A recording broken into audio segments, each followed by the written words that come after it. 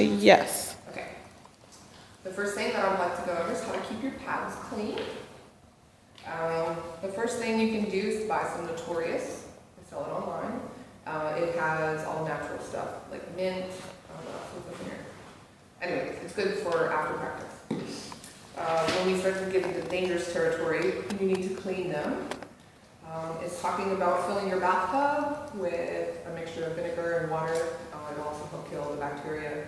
You can also, if you don't want to buy this, now that I think about it, you can do a mixture of water and vodka, which will help kill the bacteria on your pads. Cheap vodka. Cheap vodka. Don't waste the good stuff on it. No. Don't waste it. Okay. And then you soak it in there. This will be posted with with this video, so you'll be able to look. Does it smell like vodka? No, because it evaporates. The alcohol will evaporate out. And then the last one, it talks about you can put them into the washing machine, which is what I personally do, but I put them in a big mesh bag. You want to protect your Velcro. So this is how I put my pads back in my bag anyway, like I cover my Velcro to make your pads last longer. And I just, you can just put a piece of fabric over that if you don't have, if you can't make it work, yeah. Anyway, so I put it all in a big mesh bag. I wash it on delicate, super hot, lots of laundry detergent, very gentle spin if you have it, if you can. And then I do not put them in the dryer. I let them air dry, hang dry. Or if you have one of those fancy things, those shelves that go in your dryer, I'll do that too if I want to expedite it, but they're not tumbling around and it's on super low heat. Sunshine is best. Also want to inspect your pads for cracks, defects, any place that you have frayed threads. You're looking for integrity of your gear because it's supposed to keep you safe. And if it's compromised in any way, it could do you a disservice. Another thing you can do with your pads too to wash them, if you have a dishwasher, they can go in the dishwasher. That was not mentioned. Yep, dishwasher's totally cool too. Like I have a cracked plate right here on my pad, but it's not, it hasn't moved since it happened, so but I'm keeping an eye on it. Okay. So that was the first thing, because this is a skate/pads video that we're doing. We're also going to go over some wheels. It's called Roller Girl. That's going to go over the wheels stuff. It's going to talk about the durometer, which is the hardness of the wheel, the diameter, which is your height, also the profile, which is your width, and it talks about your weight in relation to your wheels. So the heavier the skater, the harder you want your wheel. I personally skate on 94s, 96s, but I also have booms, which are the extra firm, extra narrow. So it kind of depends on where you're skating. So this will also be with it because it's a lot to go over, the different varyings of the wheels. So this will also be with the video. Check the links on below. Alright, now we have our beautiful derby skates. So this is the part where I actually take the time to take care of my skates. I do this probably once a season to take everything completely apart and clean it. What I do, I take my skates and I take all of my wheels off. I actually have an extra set of wheels so that I don't have to do those.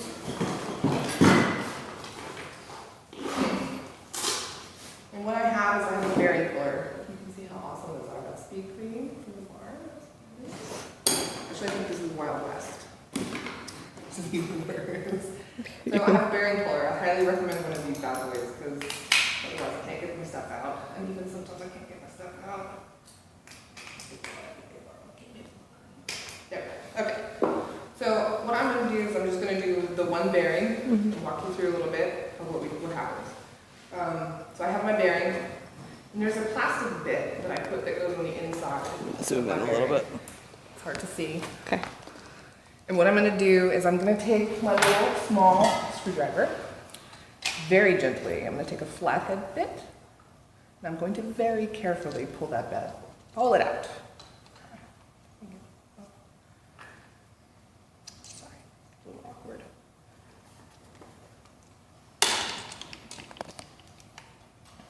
So it just lifts up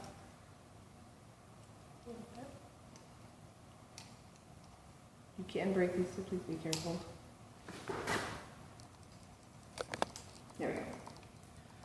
So you're gonna wind up with something that looks like this, and then you're gonna see all these little balls, silver balls inside, and it's gonna turn. What I recommend getting is a bearing cleaner. What happens is I'm gonna put acetone in here, or I would put acetone in here. You put all your bearings on this when there are spacers. And once I put my bearing on here, I'm gonna put it in my acetone and you shake it up really, really well.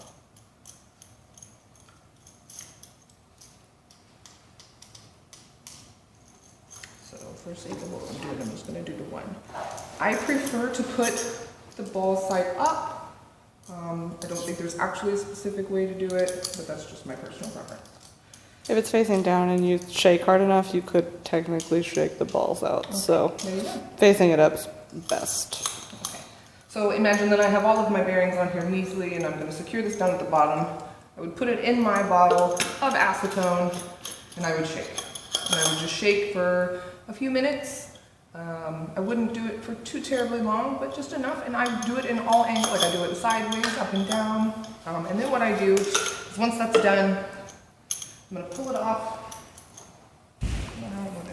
I would have newspaper laid down for my workstation. It's under your bag. Oh, thank you. And I display them all out, so neat. And to let them dry. And that's when I would take my can of air and I lightly and gently would blow in between to dry and to blow any particles that maybe didn't come out in the cleaning process of the acetone. And I usually let them lay out on the counter for a few hours just to ensure that they're dry, because you don't want the rust or anything like that. Can you use other cleaners besides acetone? No, I wouldn't, because that's what the instructions on this specifically said to use. So if you don't want to use acetone, you can use any non-water based cleaner. So it just has to make sure that there's no water in it. One of the ones that I really like to use is, it's an oven cleaner. Well, it's like a grease cleaner from Home Depot. It's orange, it's like $2 a bottle. And it works really well. It actually lubricates the bearings a bit too, so you don't have to do the additional step of speed cream. Very nice. If you want to. So what I also do when I pull them out, and before I start to do anything else, I visually check each one to make sure that I got any dirt, anything that I could potentially see. And I take a cotton swab, or Q-tip, or like a microfiber towel, and I wipe down each one. In the meantime, while these are drying, I soak the plastic bits in some Dawn or some sort of dish detergent, and I lightly take just a brush to them. Nothing crazy, not a sponge, but just a brush to clean all the gunk and stuff that's out. Once that's all done, and your bearings are ready to go, you gotta put them back in there. It's gonna be the tricky part, which also helps my flathead screwdriver. So I like to put them into place before I'm ready to put them in. Put this in. If you find that you have a plastic bit that's broken, don't panic. I skated on one that was for a while. Just something to keep an eye on as you skate. So now each ball, as you notice, should have gone in each little individual rivet that's on here. And then what I like to do personally, it depends on the skater, is I like to use speed cream. It's 1 drop. And you would put it in there, and what I like to do is I leave it face up and I spin my bearings. I just let it spin, let it just do it a little bit, and then I set it down. Gizmos in town has the speed cream. And if you don't have that and you're crafty, if you have sewing machine oil, that also works as lubrication. Very nice. Something personal for me is I make sure that my bearings are color side out, every single one of them. It's just something personal, I don't know. That's how they're supposed to be. Nobody ever told me that. It's just something, that I'm quirky about. Why would they be color side out? Does anybody know? And then you can put them back in your wheels. For the wheels, cleaning wheels, the best thing I have found, it depends on what your wheel is. So like for these booms, I actually have a screw that has threads that fit perfectly on here, but I am careful with where I'm doing it. And I really just scrape off the bigger clumps. These are never gonna be spotless. The wheels are never gonna be the way that they were when you pull them out of the package, so. Nor should they be. You really just, especially skating at the barn, you just want to get the bigger clumps. I actually did just clean these here a few weeks ago, so you can see that I've been able to successfully get most of the barn. You want to compare them to dirty ass ones? Compared to these black ones that were at the barn just last week. Yeah, they need some work. Okay. So once that's all done, you can put your wheels back together and you can set them aside. When you are looking at your skates, you want to check a few things. And unfortunately enough for me, we have problems. I have problems with this skate, so we can use this one. If you look at the diagram, yeah, let's see. Oops. So you want to make sure that you have some good skate tools with you at all times, because you don't know what. All right. Yes? Yes. Yay. Okay. So just to note about the wheels, something that Scald Eagle taught at RollerCon was you want your wheels to mimic one another. So if I can borrow Gal's skate real quick, because this has different color wheels. So this is her left skate. Her right skate should mimic this exactly. There's no deviation. You don't want to put two yellows on the outside of one hardness and then on the outside and then have two yellow on the inside of the opposite of the other skate. You're doing yourself a disservice. You're messing up your own stride. Just don't do it. They should mimic one another. Gals mimic, and that is good to do. Because you can mess around with the wheels for your stride. Okay. We can also put a link to those, all the different variations. Yes. Yes. I'm saying it so that I remember to do it. All right, so a few things that I like to check on my skate are what we call our mounting nuts and bolts, because look, these have come off. It's really hard to see, they're right here. It's what keeps your plate on your boot.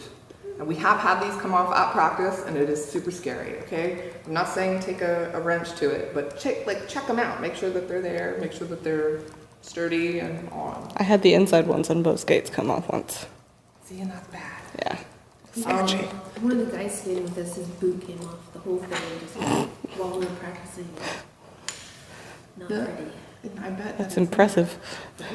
So another thing, depending upon your toe stop, you want to make sure your toe stops are in place. I have one that I need to use an Allen wrench. Some people have ones that tighten down with the tool. If you have the one that you need the tool, use the not forever Loctite, okay? That way it doesn't come out and you don't look like that silly person who everybody's like, didn't check your skates when your toe stop falls off. Because we all snicker at you inside, sorry. Okay. Your height of your toe stop should be 4 fingers, 3 to 4 fingers underneath. Seriously, it helps my toe stop ability so much. And we want to do the tripod, so it's going to be your front 2 wheels with your toe stop. So it should look like this on the ground. Your front 2 wheels should be on the ground and your toe stop should touch as well. So it's like like a Oh, tripod. so just Yeah. so it's not all the way on. No. Just the part you're stopping with. And so you really want that 3 to 4 fingers. And like I said, it really helped my toe stop walking ability. I was at RollerCon in a class with Scald Eagle and I fixed them and man, it was so much better. You're gonna have to adjust to, gals are way too high. You're gonna have to adjust because you're gonna get some toe stop drag, but that just means that you need to pick up your feet more. So, I kind of want to drop it down to having it 3 fingers. 'Cause I think it'll help me a little bit better if I don't have it like high heel. You know? yes. Mine's a little lower, mine's more like 3. I think mine's But you- 3. You just have to, like she said, you'll get that toe stop drag, especially when you're crossing over in the corners. So just be careful to make sure you're picking your feet up, because I face planted the first couple of times I lowered them that far. We were toe stop popping, and I was like, oh, that's great. That's great. So my feet hurt really bad. All right, so now onto the truck. So this is, looks like a crazy Y kind of thing. It's got a T like this, which is where our wheels are on. So what would happen is your wheels obviously wouldn't be on because you are doing some skate maintenance. You want to look and see if there's any hair on the axle where your wheels go on to tap. I actually can take one of these off. Or no, not that. Quick side note, we used to have a girl that skated in wigs, and you could always tell when it was her hair. Because there was red hair around everybody's axles. So I have recently cleaned mine, so thank goodness I don't have a bunch of hair. But you want to inspect this for hair. You don't want that in there because it can slow you down and it's gross. Be wary. Cleaning your wheels for the first time at the barn is gross. Mm-hmm. And then every time thereafter is just as gross. It's always gross. All right. So what I personally like to do is I like to inspect what we have. Mine are clear, so they're kind of hard to see. Do you have, may I borrow yours? So here she has some black cushions that go in between the truck and your plate. And now depending upon the color, depends on the varying degree of softness or hardness.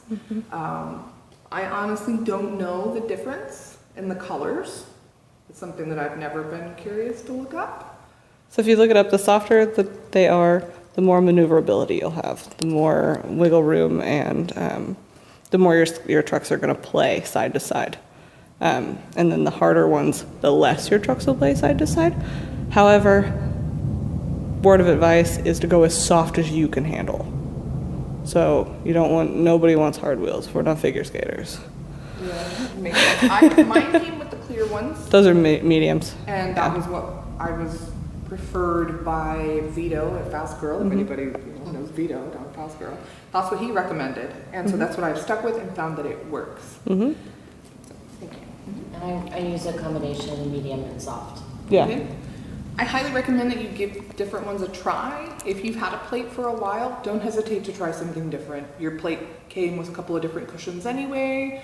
I'm sure you can buy cushions from Amazon or Fast Girl. These ones came with the skate. All right, so I actually will take my kingpin down here apart because it usually needs maintenance. All right.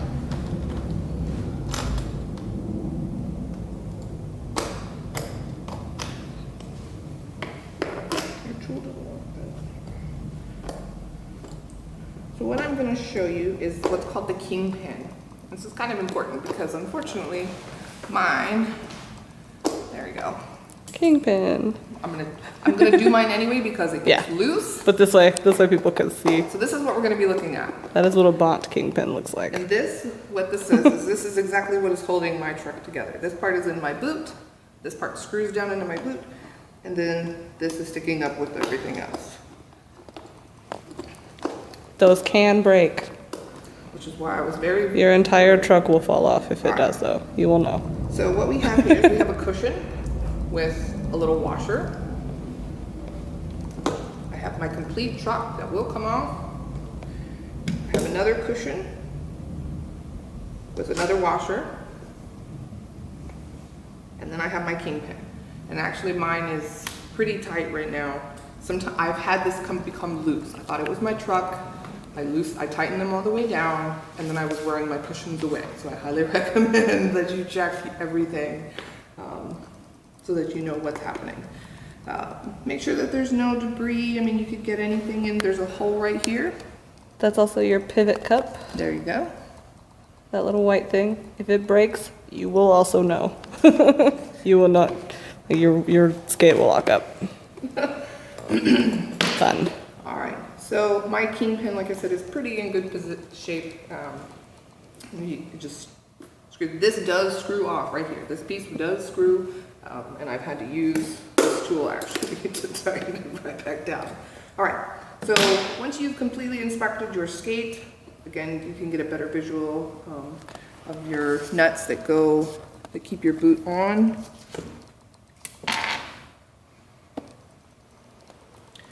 And look for any defects. I try to take a good look at the seams around my boot, just to get a good idea of what your skate is like. Like I've had some wearing on the side where my seam's coming undone, so it's something to keep an eye on. Any wear spots can be an indication